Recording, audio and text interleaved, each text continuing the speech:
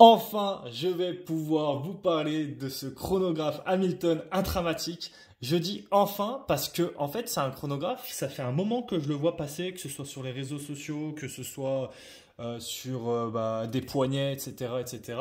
Et à chaque fois, il a le don de m'attirer, quoi. De vraiment, ça attrape l'œil. Je sais pas vous dire pourquoi, parce que normalement, ce qui attrape un peu l'œil en termes de montres, c'est soit des montres un peu originales, que ce soit par les formes ou que ce soit par les affichages de l'heure, ou c'est soit des montres avec des couleurs, quoi, qui vont avoir des couleurs un peu catchy.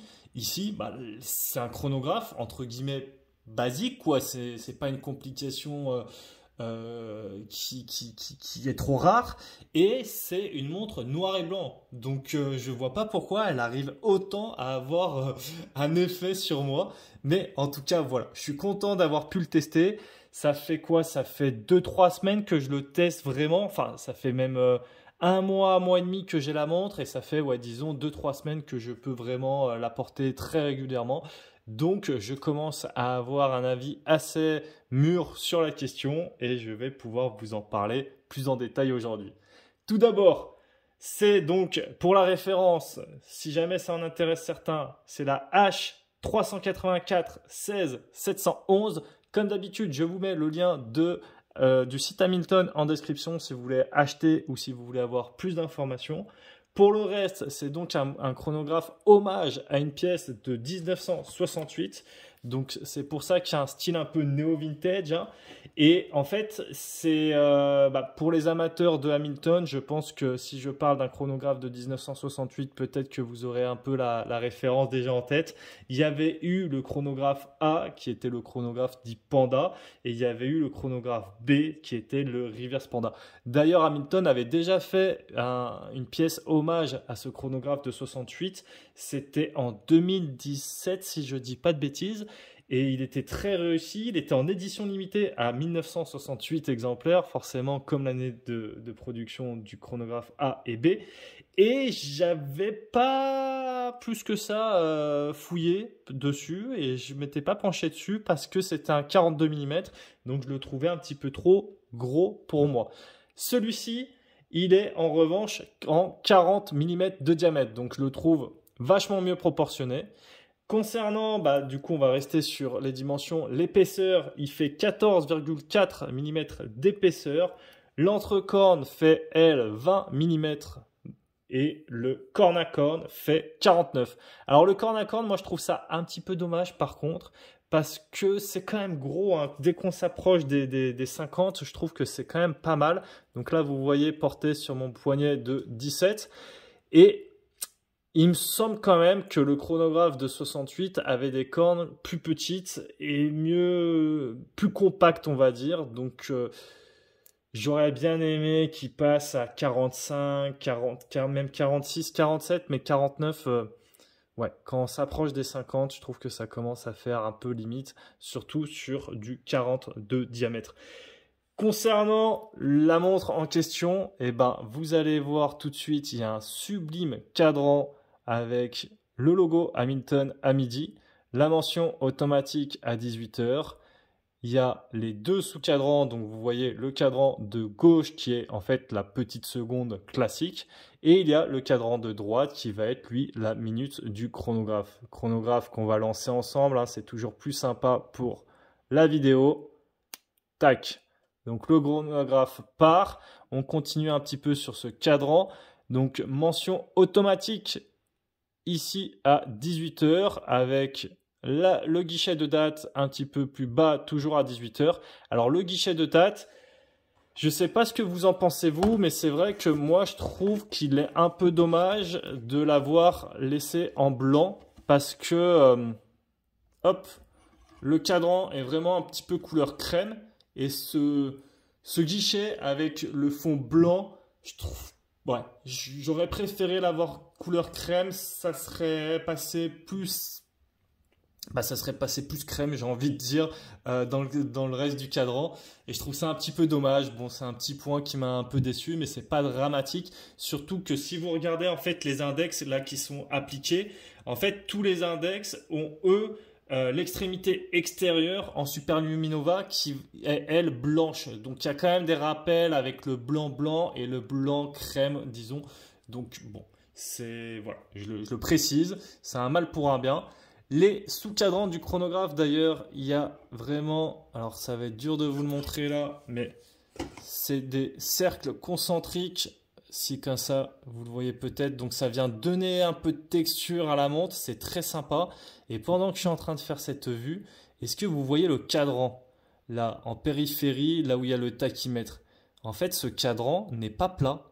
Et vous voyez en fait, hop, donc là où il y a le tachymètre en périphérie, il y a du volume en fait et il vient se rabattre au niveau du réo. Donc normalement d'ailleurs c'est plutôt l'inverse, hein, c'est que souvent il y a parfois des cadrans qui ont tendance à se rélever un peu au niveau de la lunette avant le réo.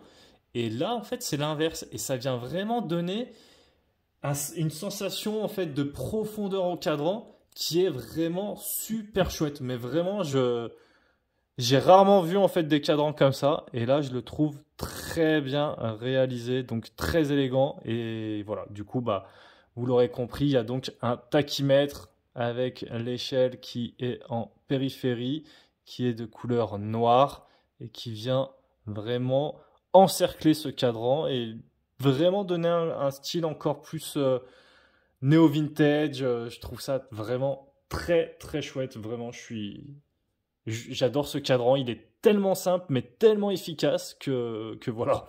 Concernant la couronne, c'est une couronne qui est logotée. C'est une couronne qui est assez grosse. On peut se le dire. C'est une couronne assez grosse. D'ailleurs, les poussoirs du chronographe sont, eux, plutôt allongés. Et il y a un point un petit peu marrant sur cette couronne, c'est qu'elle est vissée. Parce que c'est quand même une montre qui est étanche à 100 mètres. Donc 100 mètres, c'est toujours bien, hein, franchement, pour un chronographe, c'est assez rare. Donc bien sûr, n'activez pas le chronographe quand vous êtes sous l'eau, puisque ça va prendre l'eau hein, si vous appuyez sur les boutons. Mais 100 mètres pour un chronographe, vraiment bien. Donc hop, je le remets à 0. C'est vrai que la couronne vissée, des fois, peut laisser sous-entendre que c'est étanche à 200 mètres ou au-dessus. Mais là, attention, c'est bien 100 mètres en tout cas. Concernant le guichet concernant, on va dire, la couronne, on va rester sur la couronne, il n'y a qu'une seule position. Hein. Donc ça, je le précise, pour venir changer la date, ça va être ici avec le petit poussoir. Vous voyez qui est là. Et vous venez changer la date à 18 h. Donc ça, intéressant de le notifier. On passe maintenant au fond de boîte.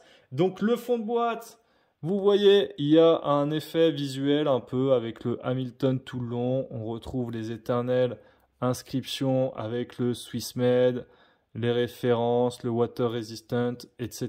etc. J'ai rien de spécial à dire sur ce fond de boîte. Je le trouve ni bien ni mauvais. Il fait le taf. En tout cas, c'est un fond vissé.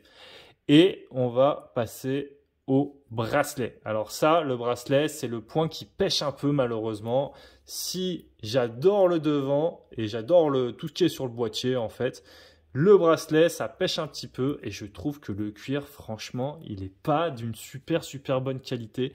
Je suis vraiment déçu du bracelet et je trouve ça quand même très dommage. Donc le bracelet, lui, il fait 20 mm en fait d'entrecorne, mais ici, au niveau du poignet, il vient à 18 mm. Donc ça, c'est pas mal. Par contre, ça aurait été bien aussi de l'épaissir un peu, là, je pense, en épaisseur pour qu'il matche mieux en fait avec la montre, ça aurait peut-être eu un meilleur effet en fait et moins que vous voyez, il y a boîtier et hop, bracelet et que ça vienne trop bas par rapport au boîtier. Mais bon, ça c'est un petit peu du détail, mais c'est vrai que j'aime bien les bracelets qui s'épaississent un petit peu.